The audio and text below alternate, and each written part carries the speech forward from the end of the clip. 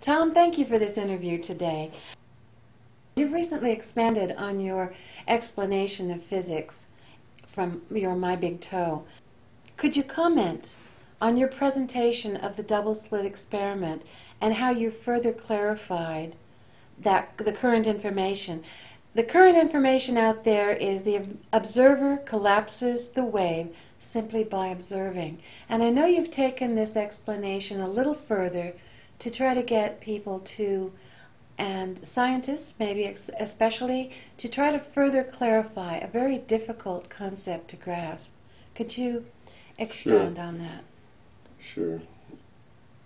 Well, you hear often that in the double slit experiment that the particle, you collapse the wave to a particle, right? It starts as a wave function, a probability wave, and then that collapses to a particle. And sloppy language will say it collapses to a particle because of a measurement, and that's what's referred to as the measurement problem in physics. So you hear it said that it collapses to a particle because of consciousness, a conscious observation. Well, these are similar. A conscious observation is required to make a measurement, so you can see how one might do that. But the fact is that both of those are really not accurate. It collapses to a particle because information is gathered on which slit the particle goes through, and that information is made available in this physical reality frame. The information now is available. So it's not a matter of consciousness being there and making an observation, which of course is required, but it's not a matter of just making the measurement. That's required too, but it's not just that. It's that the measurement of which slit it goes through is taken and made available in the reality frame that we're in. So it's a matter of information. The information's gathered and made available. Now, why is that the key? That's the key because the whole reason that the double slit experiment works the way it does is that there's a couple of rules that say how this virtual reality works. They say that the virtual reality must remain consistent. You can't have just things changing in the middle. That would make a very squirrely, we call funhouse reality, right? It wouldn't be the kind of reality we need for feedback, for learning, for growing. It would be ineffective. So you have to have a consistent history, and you have to always abide by the rule set. Okay, so what would happen if you measured a particle? Then it would be inconsistent. If you say a particle went through the slit, it would be inconsistent then to not have a particle make one spot right on the screen right behind that slit. Once you say there's a particle there, then it has to act like a particle and make a spot, you see? So that's consistency. Okay.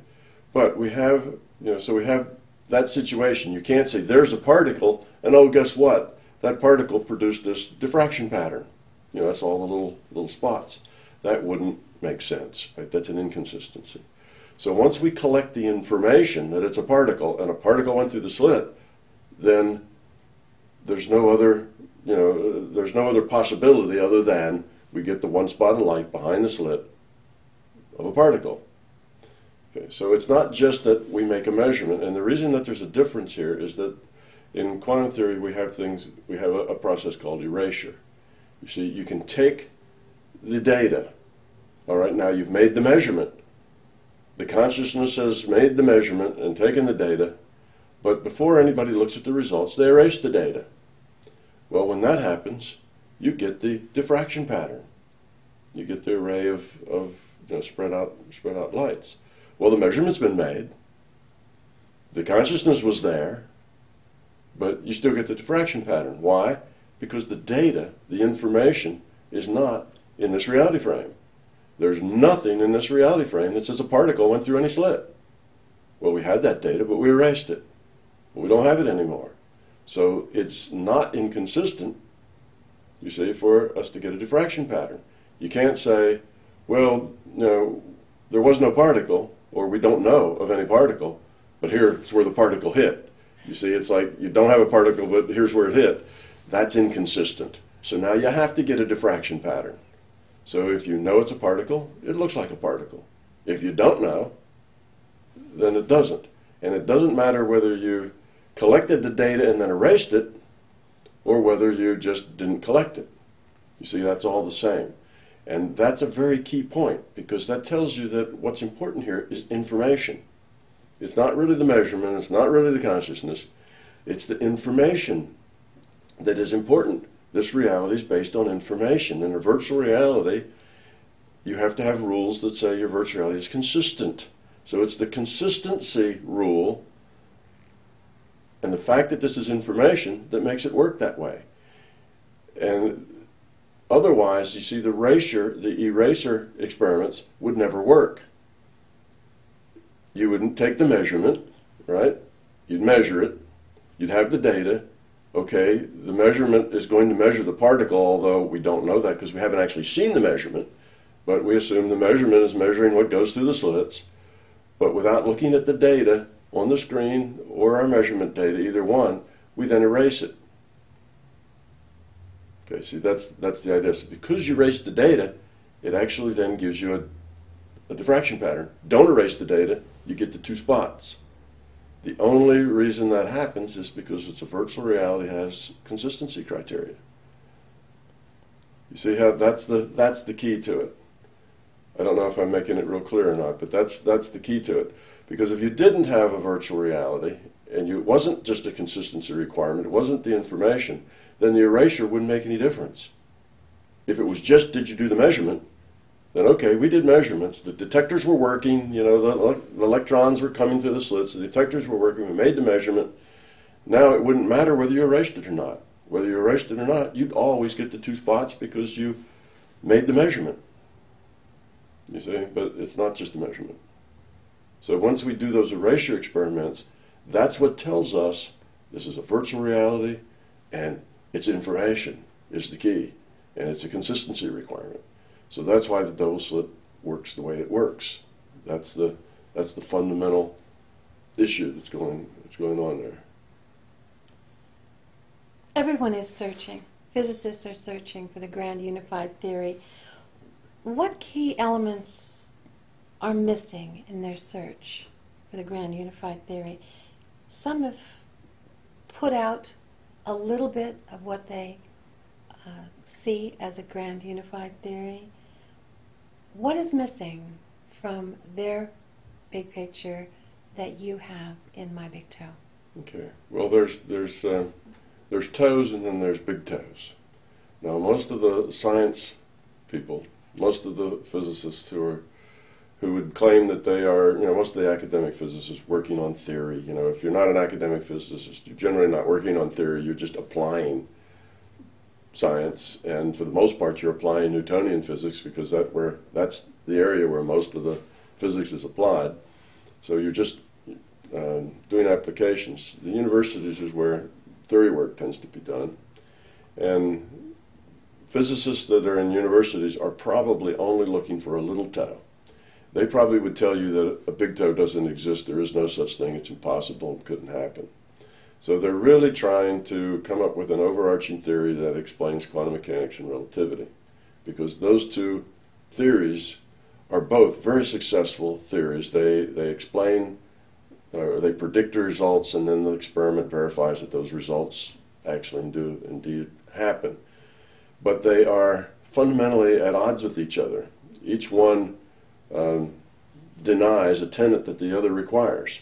So we know that they're not fundamental. There's something else there. If each one says that the other one is based on a false premise, but both of them work, but they don't work in general, each one works in its own little area. So you have quantum mechanics and it works in this area, and then you have relativity and it works in this area. Each have an assumption that the other one denies is true. So it's obvious that there's something else, something bigger that, you know, both of these can be derived from, and you derive this one based on this assumption, and it works in this area, and then you make another assumption that's different for this area, but they're not fundamental science. So that was the idea that led Einstein and others to search for a toe. But now this is what I call a little toe, because it's just about one understanding that explains science. and this is a very physics-centric view. So we say explains physics, and that physics is the root of science. Engineering is applied physics, and biology is applied physics, because it all starts with particles, and everything else is built up out of the particles. So, physics then is at the root of reality. So, pardon my provinciality, but when I say physics, I'm talking about science in general. That's a physicist's view of the rest of science. The biologist probably wouldn't like that, but anyway. So that's a little toe. Now, I talk about a big toe. So what a big toe is, it has to do that. It has to do everything a little toe does. It has to come up with a better science that can derive both relativity and quantum mechanics. Okay, so the little toe is a subset of the big toe. But besides that, the big toe has to be able to logically derive not only objective reality, but subjective reality. It has to explain consciousness. It has to explain the paranormal as well as the normal.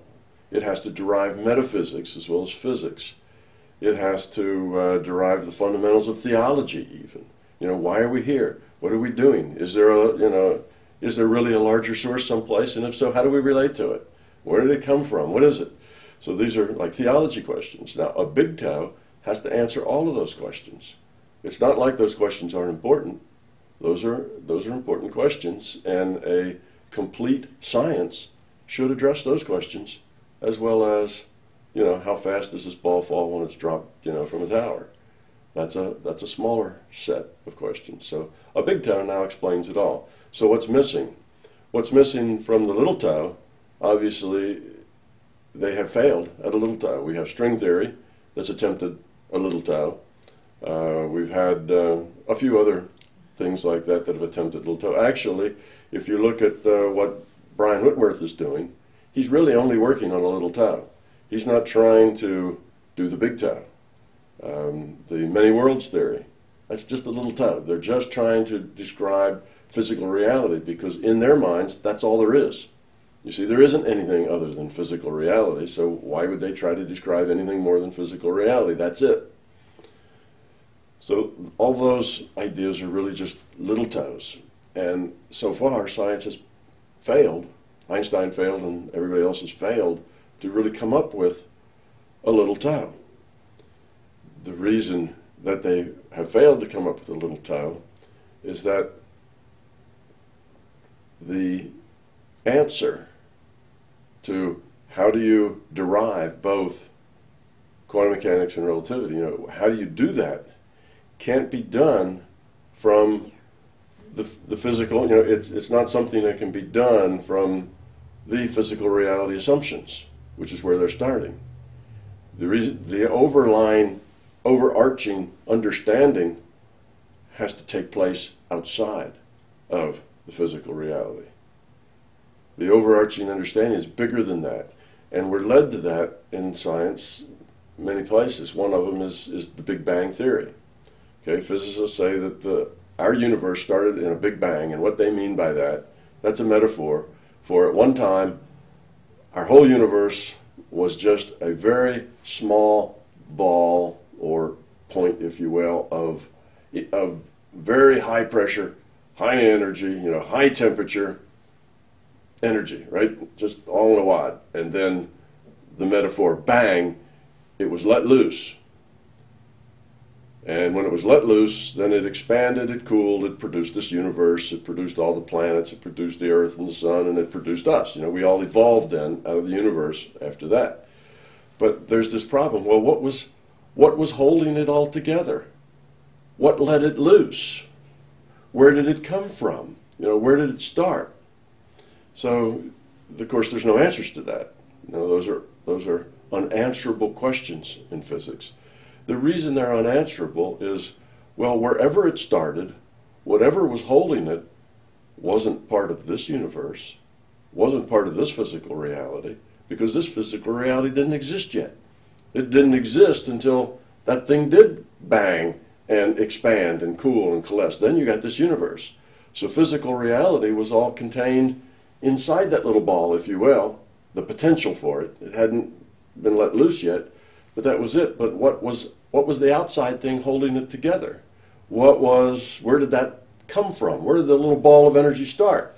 You see, it had to start from somewhere other than what was inside the ball.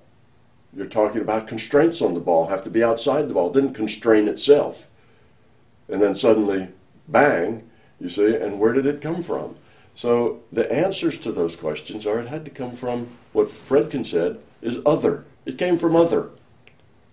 And that's as far as he could get with it. Well, if you can't figure out where other is, and if you don't understand other, then you can't get an answer to a Tao, because that's where it all starts. You have to back up one more level of causality, if you will. You can't get it out of this physical universe, because the causes that we're talking about that allow you to derive relativity and quantum mechanics and understand them, you have to take to the next level of causality, which from this universe we would call from the non-physical.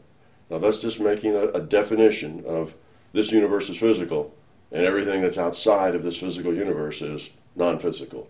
Well, at least it's non-physical to us, isn't it? So we'll just call that non-physical, being non-physical to us. So that's where you have to go with your understanding as to how these things work. Where did the Big Bang come from? How is it that our universe is expanding in an accelerated way? You know, our universe is accelerating. The outer edge is accelerating outward. It's expanding at an ever greater rate. What's it expanding into? What is outside of our universe that allows our universe to expand into it? So that's an unanswerable question. But it's not even a good question. It's a question based on an assumption of an objective causality. An objective causality, if something expands, well, it has to have something to expand into. But if that something is beyond our universe, it's not physical, it's not a part of our universe, so what's going on here? See, so physicists paint themselves into logical corners that they can't get out of, and they don't have any answers because their assumption's wrong. Their assumption is that this is a physical, objective causality controlled universe. And it's not. This is a virtual reality. That other that Fredkin defined is consciousness. So instead of trying to start with the physical reality, how can I derive from this physical subset where these, the step above this quantum mechanics and relativity, it won't work. You have to get to the next step up. So you have to start with consciousness. And from consciousness, you can then derive quantum mechanics and relativity. Now, Einstein and Wigner and Heisenberg, Bohr, all of the kind of the big guns, the big thinkers, the big brains in physics back in the 20s, early and mid-20s, they kind of had that idea. You've read some of the quotes that I've had, and basically, you have Einstein saying, space isn't anything independent of the mind, right? Well, that's saying consciousness, is what he's. Now he may not thinking that, but his statement is just kind of crying out. That's the answer, if space isn't independent of the mind, then mind must be more fundamental than space. Well, if mind's more fundamental than space, well, you call it mind, but he's talking about consciousness. You have Wigner saying that the reality that the physical world is a product of consciousness.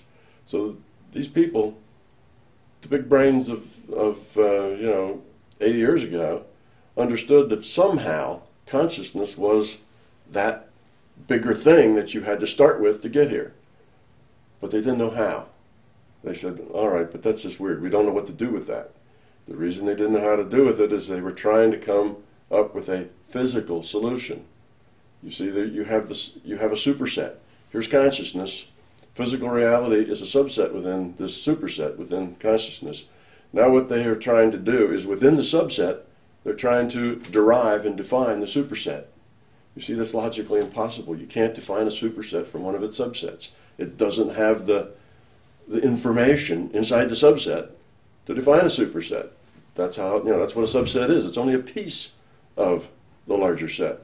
So that was their problem. You see, why can't they do it? It's because they're saying, all right, here we are in this subset. It's called physical matter reality. How can we drive the superset that created the Big Bang, that created all these things, and there we'll find the answer of how to derive quantum mechanics and relativity. Well, you see, it doesn't work. You can't do it that way.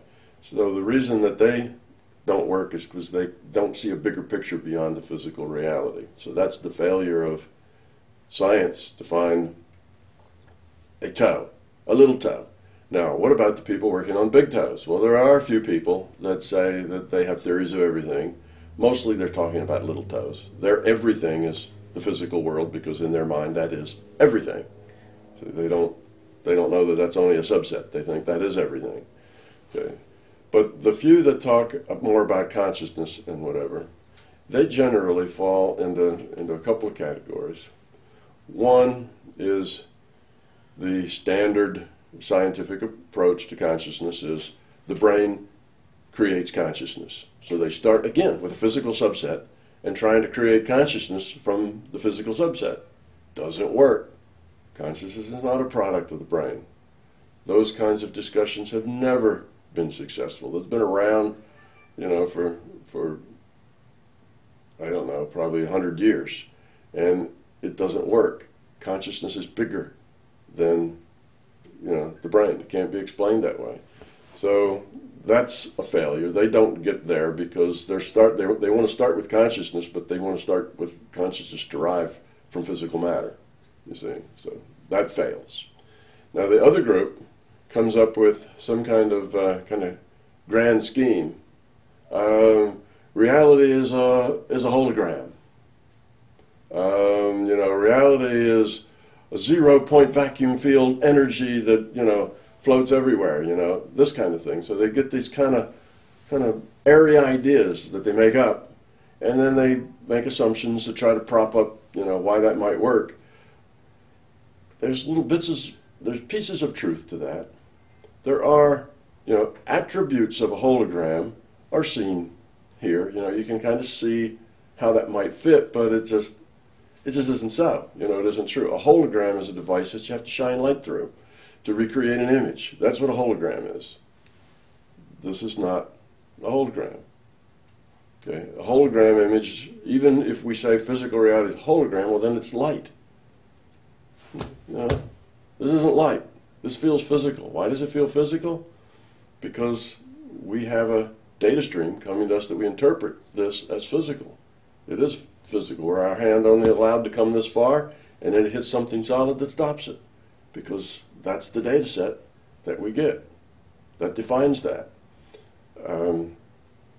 So they tend to have kind of large-reaching concepts of how the world works, and they need a lot of assumptions to prop those up, and they don't really explain everything, and you can't really derive quantum mechanics or relativity from them, but they do kind of say that, well, if that's true, then maybe that explains why you'd have paranormal, so they might do that, or maybe it would explain why you have, I don't know, whatever, this event. So they try to explain a few things, but they don't ever seem to be coherent.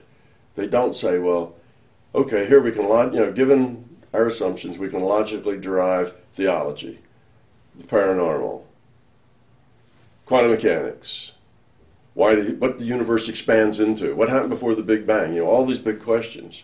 They can't do that. They basically can show that a few things seem to be reasonable, sort of, but it's more of a, look at this, isn't it neat, and don't you see how it kind of fits?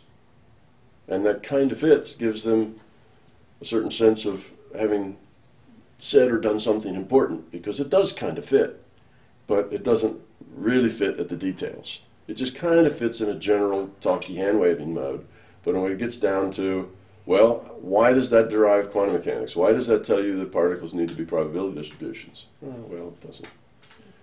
How does that tell you the speed of light is a constant? How does that tell you why people can have precognitive dreams? Does that derive, theology? Does it derive, what's our purpose? Why are we here? No, it doesn't derive any of those things. So what does it do? Well, it sort of kind of fits, and it does kind of make this seem like it could be possible. It's like watching Down the Rabbit Hole, What the Bleep. If you watch that, there's all kinds of things in there that say, well, and this is kind of neat. And, you know, if you look at this, doesn't it see that maybe that could support this? But it's all airy and it's all questions. There's not, look at this, see how this derives that? There's nobody ever mentions the word derive. It's look at this and don't you see how this possibility might kind of support that idea? It's all questions. So if you look at the rabbit hole, you know, down the rabbit hole, what the bleep, it's all about questions, neat ideas, neat concepts. I see a relationship between this and that. Isn't that neat? But it's not, you know, here are my premises, you know, I can derive logically to get from this to that. None of that's there. So it's all questions. It's no answers. Just hypothetical. Yeah, this could be an answer. We don't quite understand it yet, but I can see that it's maybe leading in that direction. And that's where most of the big toes are. They see kind of bits and pieces of ideas, and it looks like they could sort of lead into an explanation of something or other, but the way is not exactly clear, and it's not quite logical yet, but, you know, there's nothing else out there, so this is promising. So this is the best we have. Let's go with that. You see, that's the attitude for the big toes. So none of them actually can solve any of the big problems, but it's promising, and we're working on it. So you say, you know, why, you know, what are they missing? Basically what they're missing is a theory or a concept that has very few assumptions and just then is a logical derivation to the results. And not only just this result, well, that explains, you know, precognitive dreams, but it doesn't explain quantum mechanics. You see, it's not that. You have to have a few, just a couple of assumptions. Then you have to drive everything. If it's a theory of everything, tell me about subjective reality.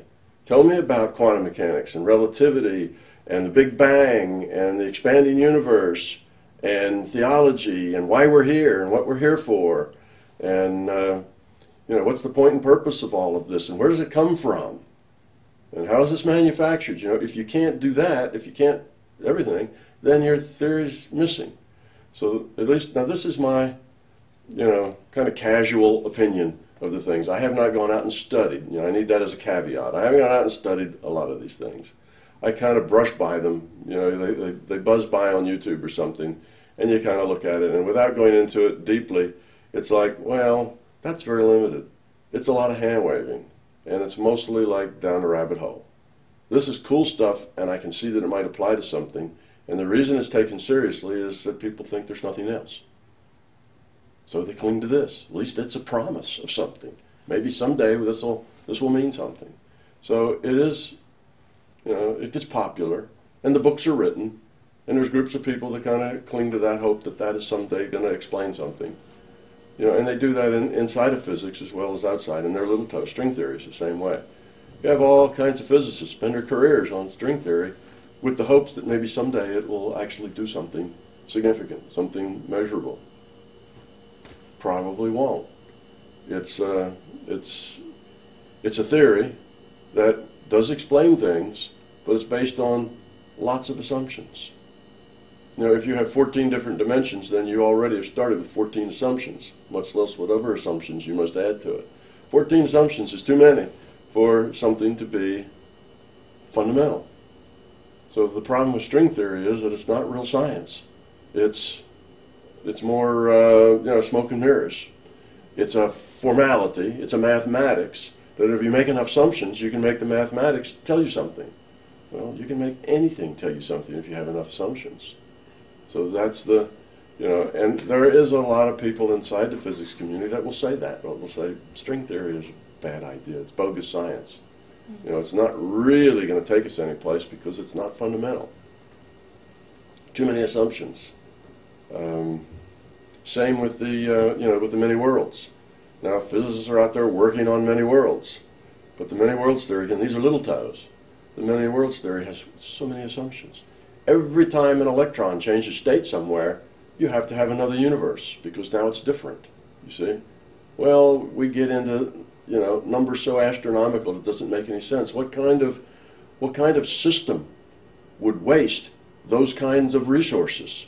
You see, it's not, what do we call it? It's not frugal, it's not parsimonious.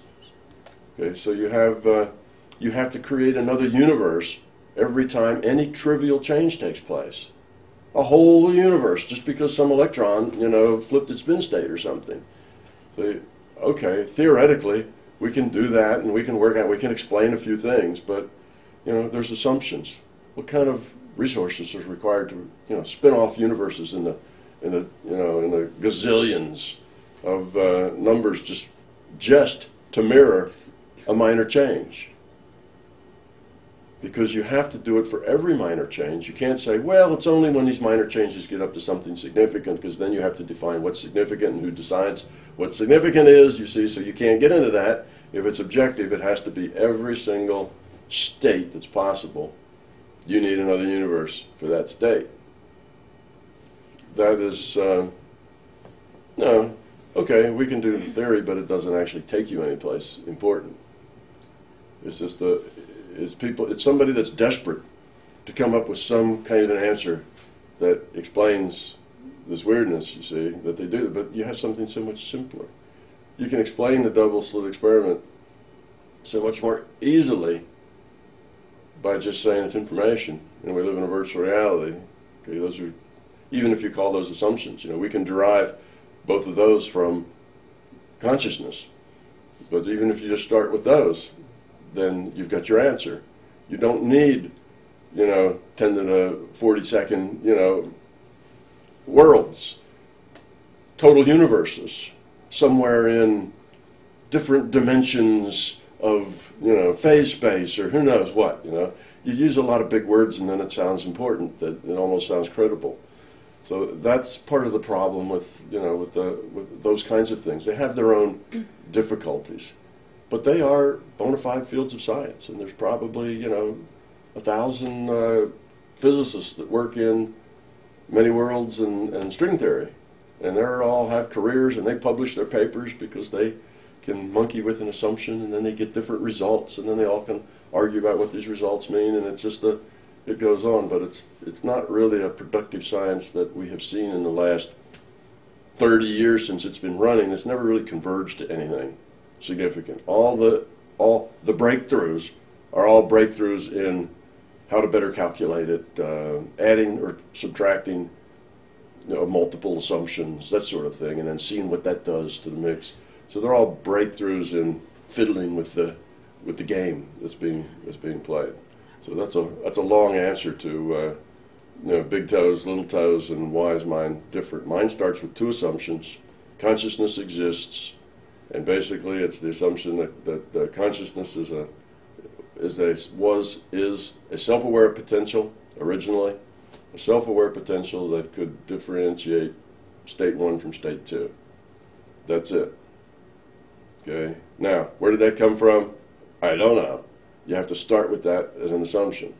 The other assumption, after that, it just evolved into what it is. The other assumption, then, of course, that evolution exists, and that's so obvious from looking around. And evolution exists means that if you have a large, complex system that changes, say self-changing system, that system will change itself, will modify itself based on some criteria for success, if you will. Physical evolution, that criteria for success was procreation and survival. Okay, in an information system, it's reducing entropy. More content to the information, less randomness. Okay, so that's it. But also, we have all kinds of systems that evolve. Our monetary systems evolve. Our social systems evolve. Our technology evolves. That means it changes. It's in this state, but there's some pressures that move it to a different state. Well, in technology, it's not survival and procreation. It's market. It's demand. And technical, you have a technical ability, you have demand, and you have cost. Well, if the demand's high and the cost is reasonable, the technology will evolve that way. You see, those are the two pressures that make it go. So here's a lot of demand for this, and oh, hey, we can do that cheaply. Well, that's going to happen. Oh, here's a lot of demand, but it would cost $1 billion to make one. Well, that just doesn't happen. You see, so we've got cost and demand are the criteria for driving the evolution of technology. But technology evolves. Governments evolve. All sorts of things evolve. And they have their own environment of pressures that define how they evolve. So the second assumption basically is that evolution exists. Complex systems that are, that basically change themselves. Technology changes itself in the sense that it's built. Each new technology is built on the old technologies. So we mean it changes itself. It grows from change of the technology. You have this, you have tube technology, and then that goes to, you make an advance, and then you have transistor technology. But you couldn't have gotten transistor technology. You hadn't had tube technology first. And you couldn't have gotten that if you didn't have that first, and you couldn't. So that's why it's an evolutionary process. It's based on the self-changing system. We can see that in our evolutionary process, as you just described, Sure. and it mirrors, you're saying, what happens on a consciousness. Yeah, a consciousness. Take this energy, this potential energy that can differentiate two states. That's all you need to start with. If it can differentiate two states, then it can differentiate 3 states or 4 states. You just have something that can differentiate one thing from another. Well, now it evolves. It grows. It increases its capacity. It becomes more effective at what it does. Well, so it grows, and these 2 states, of course, become ones and zeros, making that the metaphor there with data. So it becomes ones and zeros. So then you have a state that's growing. It's an information. It's an entity that's basically based on information. It evolves.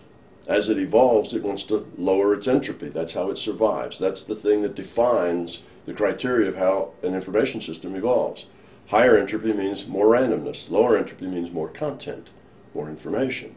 So it has to evolve by lowering its entropy. It does that by creating more ones and zeros, more information, more complexity, more organization, within its bits that are available. And so when it grows, the bigger it gets, it has more ways that it can put things together, more patterns of patterns of patterns. Then it gets to a point that says, well, I've got all these patterns and patterns of patterns. What else can I do? How can I evolve further? I need more complexity. I need more ways to define content. Well, a new technology is born. That new technology is called time. Now we have sequences of patterns and sequences of patterns, you see. And what's time? Well, it's just that one of those ones and zeros. 1, 0, 1, 0, 1, 0. That's a metronome. That's a clock ticking. It's time. So time's invented as a way to then, a new technology to create sequence of patterns, of numbers.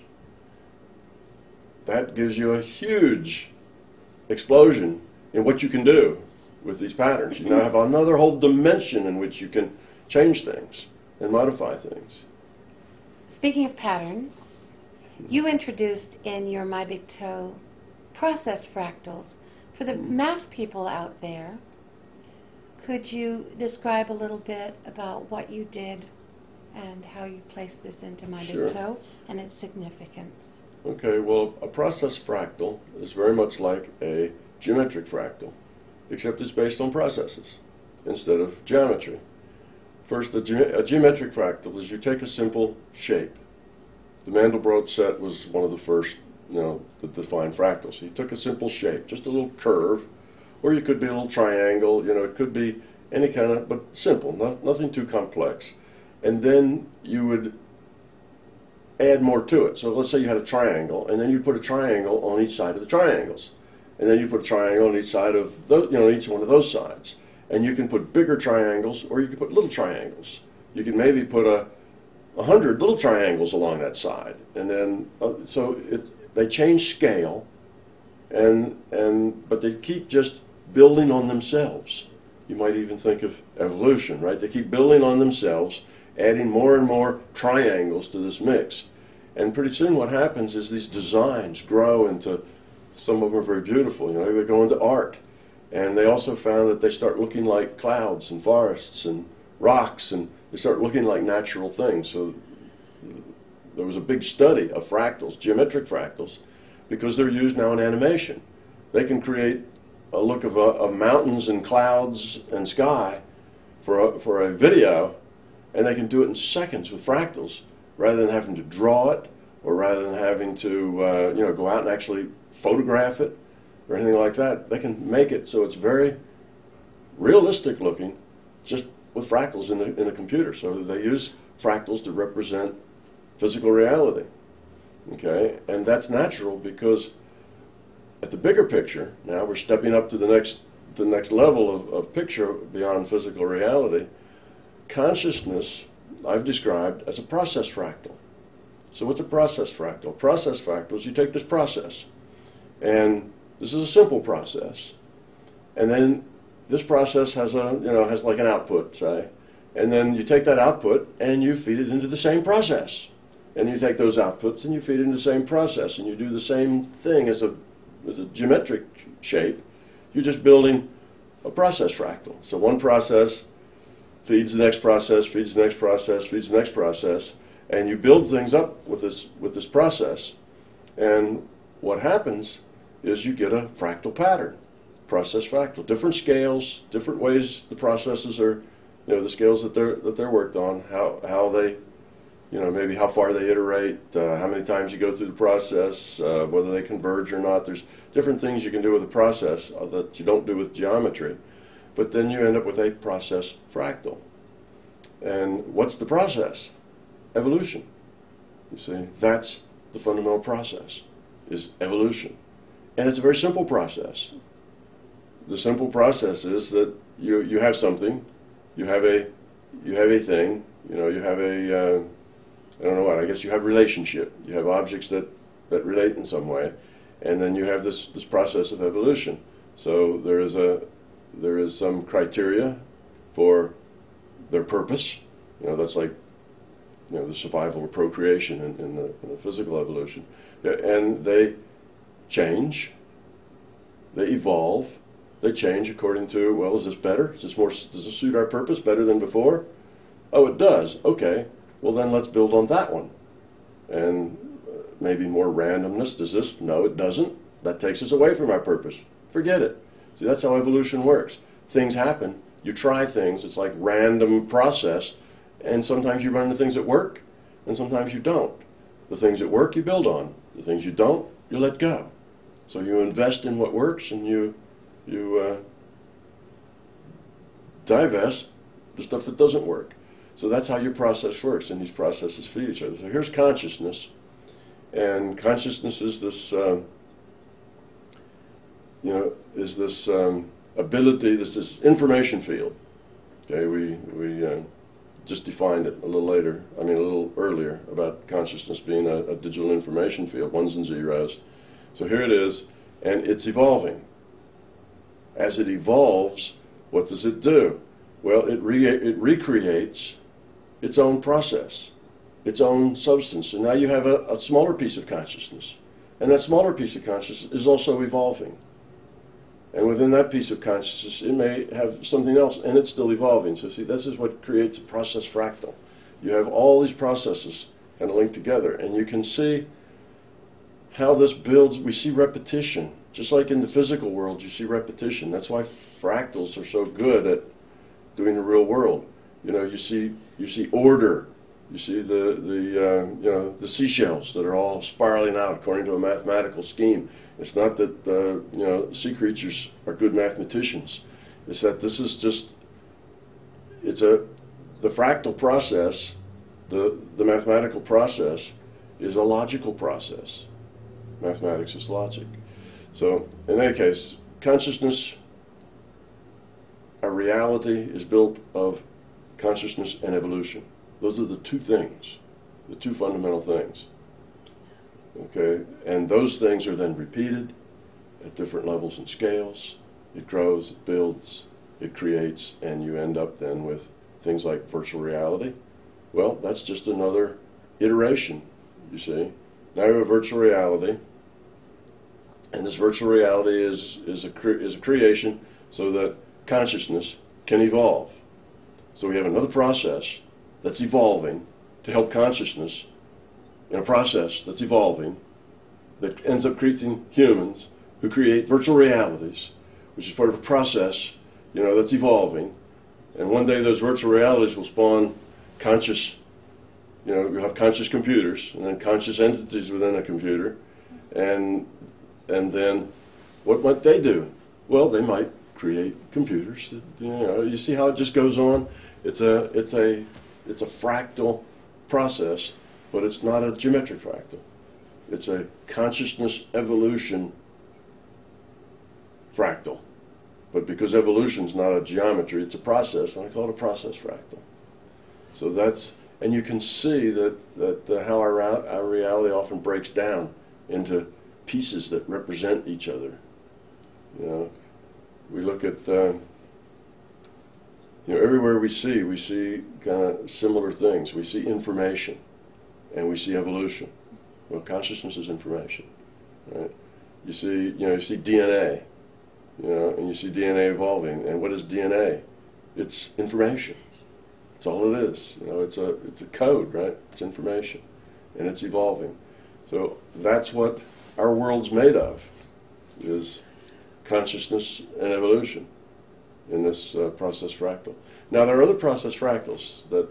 This is not the only one. I created the idea and I coined the word. So you won't, if you search on process fractal, you won't find anything unless you end up something about my book, because I created that word. But there are other process fractals that aren't called that. Some people have done, they're more like sociology experiments. These are very crude process fractals. But what they've done is they're very akin to what's called cellular automata. They'll take a big grid and they'll say, okay, all of these squares, we'll make all those squares black and all these squares white. And we'll have certain rules. We'll say that the colored squares like to stay around their own color. Black squares like to be located around black squares. White squares like to be located around white squares. But there's certain advantages of them intermixing, so on. So they make a couple of these rules, and then they take these squares and they'll put them in some configurations, like all the black ones in this corner and all the white ones in this corner, and then they'll say, run, go with the rules, because there's some rule about motion. You know, they're moving, they're doing things, and then they interact. And how do they interact?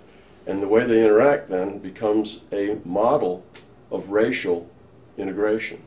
You see, black and white. And they've done these kinds of experiments. These are like sociology experiments. And they'll set them up and they'll start them all integrated. And they'll say, okay, all the black and white squares are all evenly mixed. And then they run. And they have these assumptions about, you know, they're more comfortable within their own, or there's more synergy, or there's more creativity if they mix. And they'll make certain assumptions. They try to keep it simple. And then they push the button and see what happens. What do they do? And then they'll change the assumptions and say, well, let's say they're not more comfortable within their thing. What's this? And then see what they do. So what they're trying to do is learn what are the dynamics, what are the sociological dynamics that affect integration. You see? So they're looking at all these assumptions and see how that affects the integration of these pieces. That's a process fractal. The processes that they're defining are these rules, these assumptions. It's a process. It's a little process that says, you know, if you're closer to someone of your own color, then you get an extra 10% in points for comfort. See, and that's kind of, so then you move this way for that comfort, but then if you're next to the opposite color, then you get certain points for maybe innovation, or for sharing, or you're getting new ideas. So you get points for that. And if this, you get points for that. So they're looking at all the ways that races can interact with each other, being helpful to each other, encouraging each other, or annoying each other, or scaring each other, and they try to put this in these simple things. Well, this is a process fractal. And I've seen it done with migrations. They do the same thing, trying to understand how was it that the people migrated across the Bering Strait into the Americas. And, you know, why would they do that?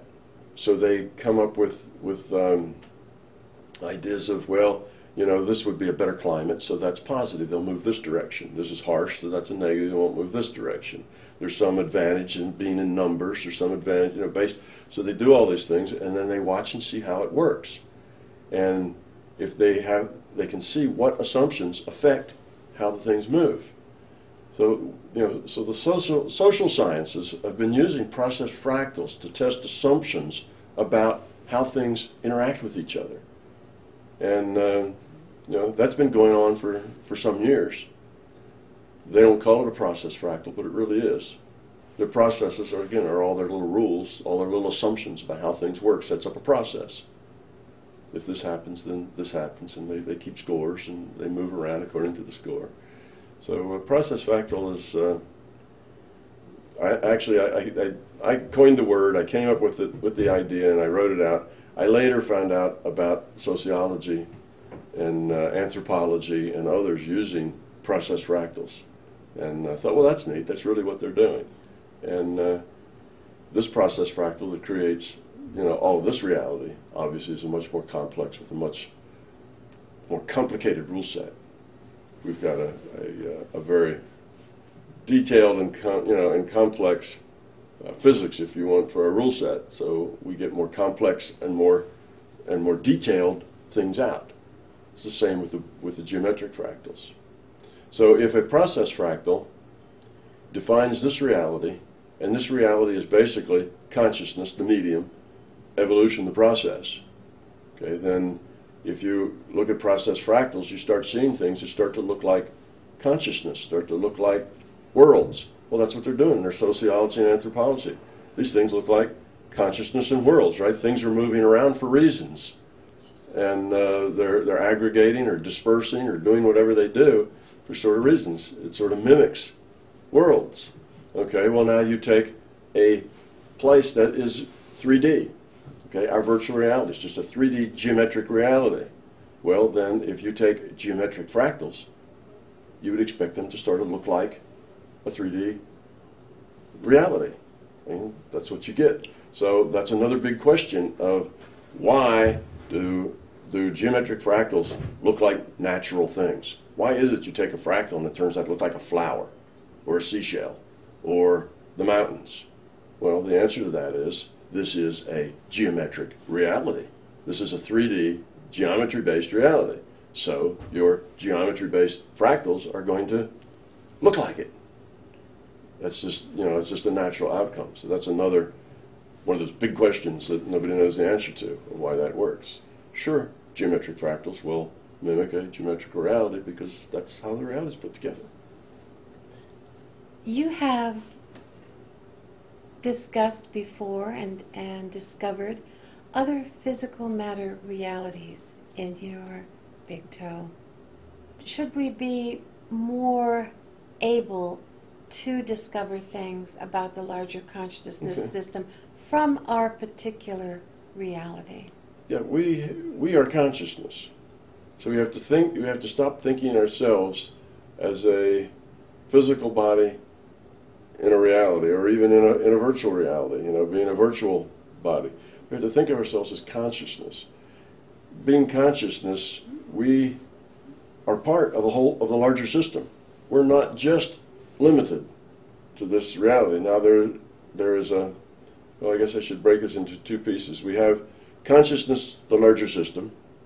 We have consciousness, a piece of that larger system, which is now we call a separate entity, but it's really just a piece of that system. It's just bubbled up, it's just a subset, like a subset of memory in a computer, right? You put in a little, a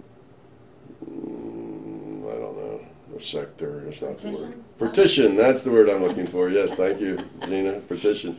So you partition off a piece of memory, and you say, well, now that's a separate piece of memory, but it's really still part of the computer. It's not like it's a separate thing by itself. It's just, you just put a kind of an imaginary boundary around it, right? And you say, here's the memory that we're going to use for this thing. So, but it's really still a piece of the computer's memory. Well, that's like us. Okay, so now we have the whole thing. That's the whole computer and all of the information field. And then we have a piece of that we partition off, and we say, all right, that's an individuated unit of consciousness. But we don't think that now that's a separate thing that's different than the computer. It's really just the computer, you see. And now that individuated unit of consciousness says, I'm going to take a part of my partitioned off space, and I'm going to take that part, and I'm going to let that part only experience within the constraints of this virtual reality, which is basically a defined set of constraints. It's an evolved virtual reality. It's a simulation from a digital Big Bang.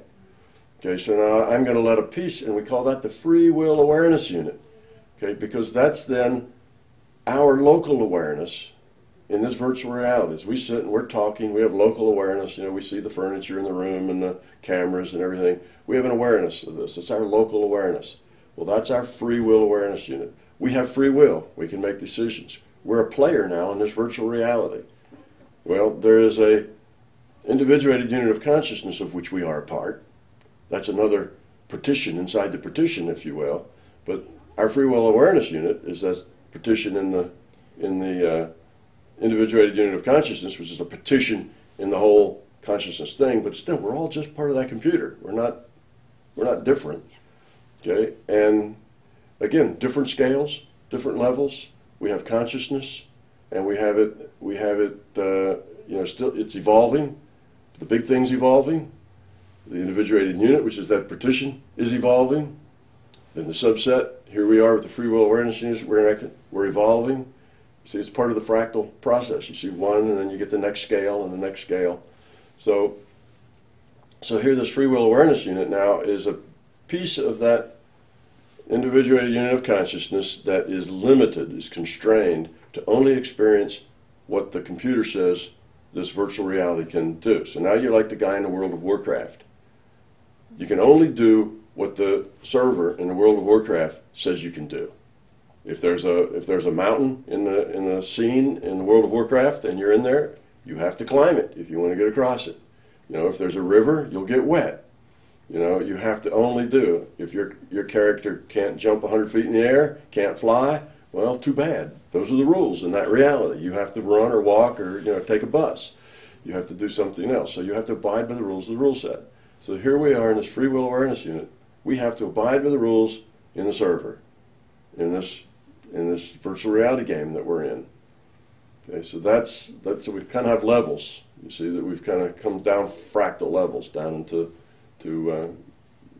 this. Now, we are consciousness. Even as free will awareness unit, it's still consciousness. It's a subset of this, which is a subset of that. We're still part of the big computer. We're still just part of that mainframe. And as part of that mainframe, we can interact. We can gather other information. We have access to the rest of the mainframe. Okay, our access isn't shut off. For our consciousness, for our actions, for what we do here, we can only go as far as the rule set lets us go. But we're still consciousness. We're still a part of the big computer.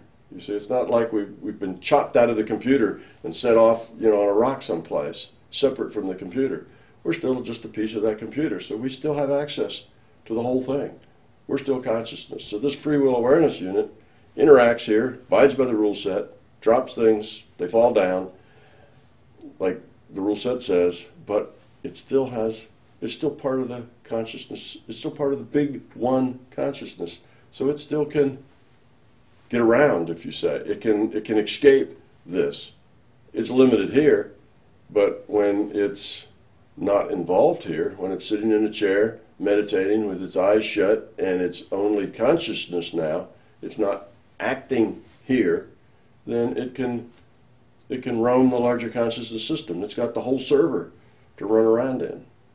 So consciousness anywhere is like that. Any consciousness in any virtual reality can basically,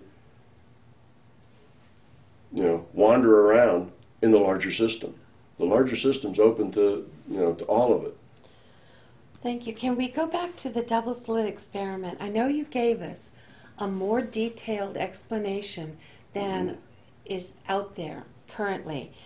Could you now go into the importance of the double slit experiment to consciousness? Because there are many people out there who'd say, well, I don't really relate to this. I don't know about all this physics and the double slit experiment. What is that? I'm not sure I could grasp that. And what does that have to do with me? Okay, what that has to do with consciousness is that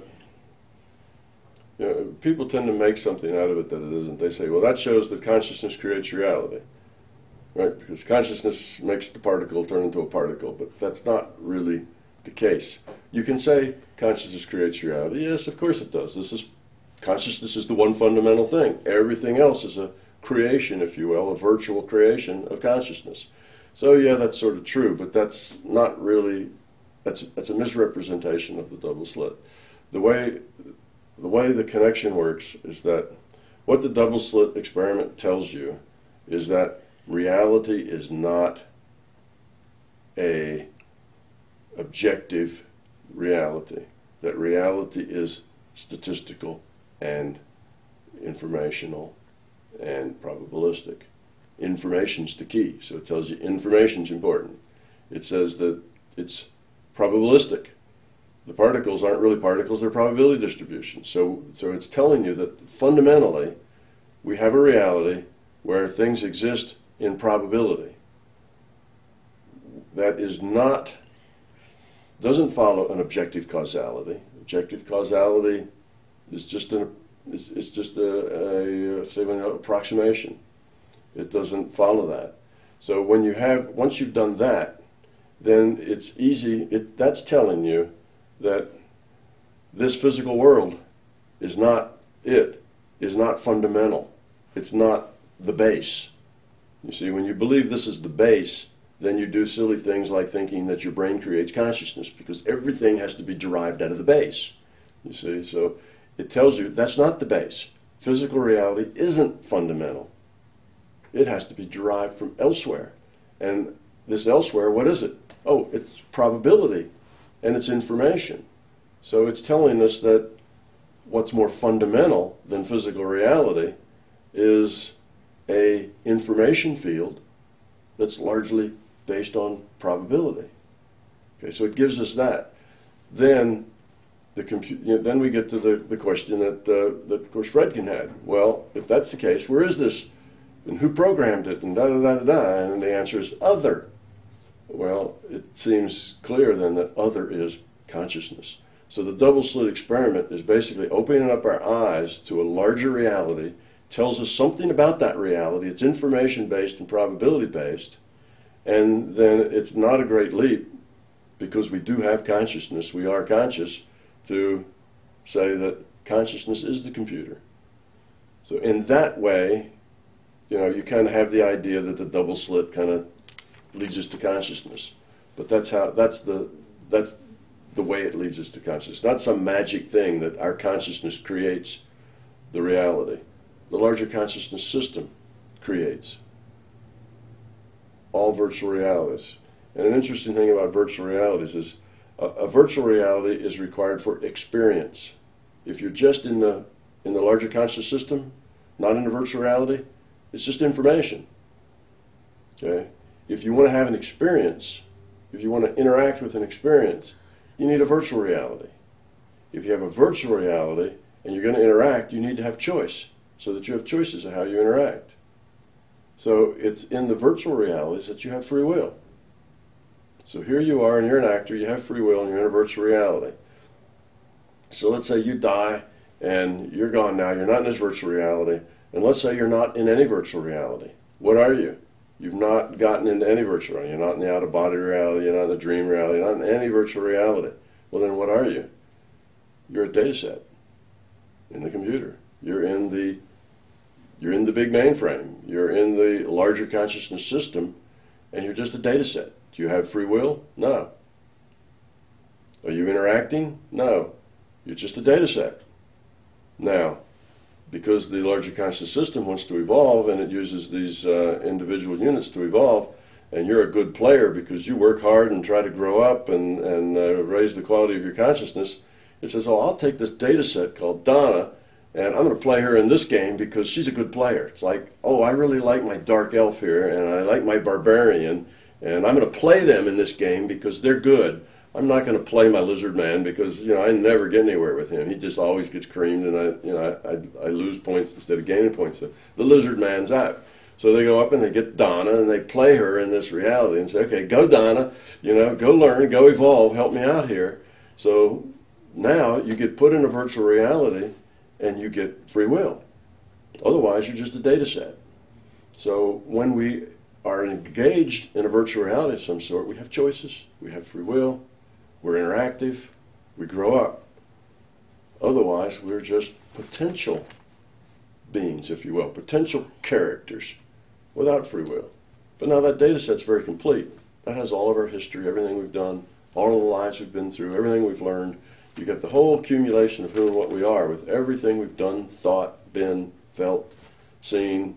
All of the characters and all the lives is all kind of is in that data set.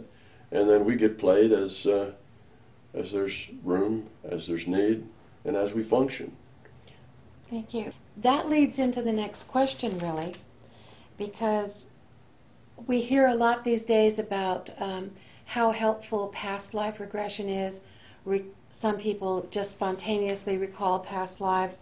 But from your scientific viewpoint, you call it a database. There's a future probable database, an actualized past, and an unactualized past. You have said before that you can query a historical character and get an answer, and that is similar to what people do with the Akashic records, but this is simply from your scientific viewpoint. Are those models of these scientific characters, are they limited to what they thought and accomplished in their time, or could they discover anything new and answer a question that was outside of what they knew at the time in their lives? No, they have no free will. Okay, they're just data. They're just information. It's just a historical record. It's like going into a really cool library where there's not only books, but you have this multimedia, holographic, 3D figures that talk, and it's that kind of a library. It's a library that's not just linear on pages, but it's a 3D experience. But it's just a library. It's just information. There's no free will. There's no ability to do something new, to come up with another discovery or anything like that.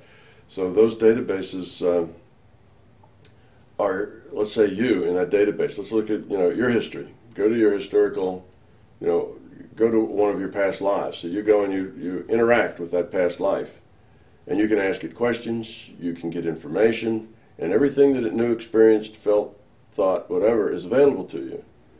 But if you go there and present yourself in exactly the same way and ask exactly the same questions, which means you input exactly the same input, you will get exactly the same response. Now, that's if your intent is to get the most likely response. But you could intend to say, well, I don't want the most likely response. I'd like to get, because it's all there.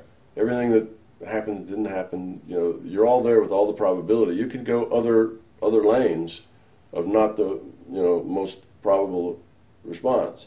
But even if you do that, say, well, okay, I want to get the third most probable response. And every time you do that, you always get the same. The third most probable response will always be the same. So there is no creativity in there. There is no free will. It's just data in the database. Now, why is that helpful to go back there? Well, we said that you are an accumulation of all these experiences, all these lifetimes. You are an accumulation. Now, some of those lifetimes you had fear, you had all kinds of things, right? That's what we do. We deal with whatever happens to us, and then we grow from it. And then we're the accumulation of all the stuff that created.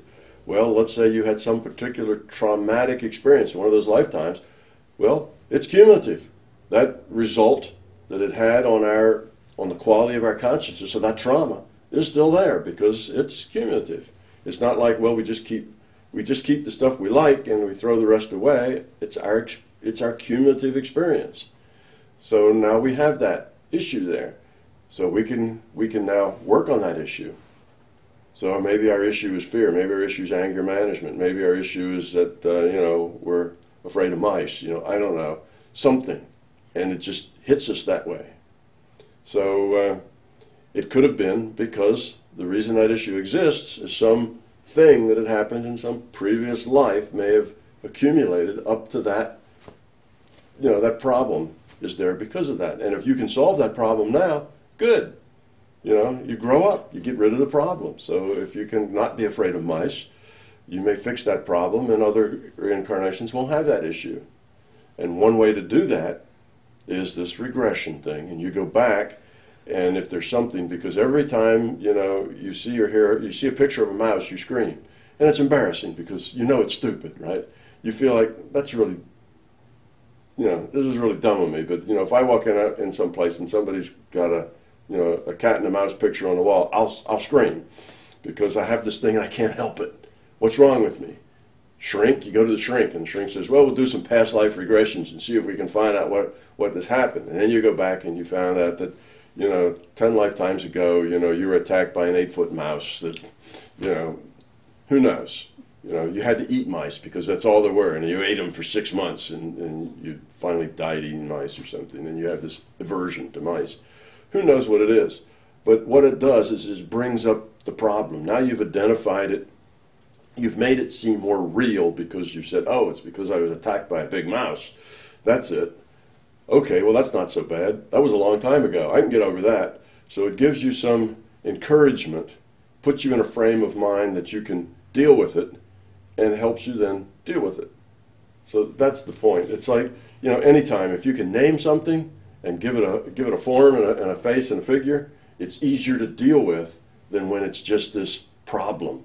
So the past life regression does that. It can make it more real, which then makes it easier for somebody to deal with it. It doesn't really change anything. It's just a tool that you can use to help focus your attention on growing out of some particular issue that you've got. So that's how that works. Thank you. That also leads into another question. Do we return, because we recall all of these things, we are cumulative experience, do we return with our full cumulative experience, with our full quality of being to this present incarnation? Yeah, we do. We come in, we have to now kind of define 2 levels of awareness. We have an intellectual level of awareness. That's just what that's kind of our, again, our local awareness. It's what's in our intellect. It's what we know about. But besides that, we have another level that I call our awareness at the being level. We exist at both levels. The being level is my way of saying that's what we really are at the core. That's us. That's not our intellectual view. We can know something intellectually, but not know it at the being level. We can get over a fear intellectually and say, well, I'm not going to be afraid of that mouse. I'm going to do this, I'm going to do that. And we can kind of force ourselves to do it. We can play. We can act. Oh, I'm not going to get angry. I'm going to go around and kiss every baby I see, and people will think I'm sweet and whatever. From the intellect, we can do things like that, but it doesn't mean that it's real. It's not coming out of the core of us. It's not coming at the being level. It's not genuine. It's our intellect controlling our behavior. Okay, so that's the difference between your intellectual level and the level at the being level. Well, thank you. That just answered. Then the next question was, there is thought outside the intellect. You commented on in a meditation state doesn't mean that you are floating without any control of your thought. Can we be more intelligent and less restricted in this state and solve problems? Yes, it's a real good point. People get very confused about that because I tell people, if you're going to go to the point consciousness state, and in a point consciousness state, tell your intellect to be quiet. We don't want any of the intellect there, and the reason we don't want intellect there is the intellect is the operative part. It's the part that's grinding. It's doing analysis. It's judging. It's comparing. Is this good? Am I in the right state? How does this feel? It keeps gnawing at the problem. That's what your intellect does. Okay, you want to let go of all that. All you want to do is just exist. No intellect. Get rid of it. Just exist. And when I tell people that, they get confused because they say, well, if the intellect's gone, I don't exist because I am the intellect. That's me. You see, I'm this awareness with my intellect, and if I take that and throw it away, who am I? What am I? I'm not, I don't even exist anymore. Well, it's not true. You do exist. You exist at the being level. It's not your intellect. At the being level, you can be aware. I tell you the difference. Descartes said, I think, therefore I am, or something like that. People are arguing over actually the translation of what he said, but I think, therefore I am, okay? In his statement, I am, is not a statement of ego. I think, therefore I am. It's not a statement of ego at all.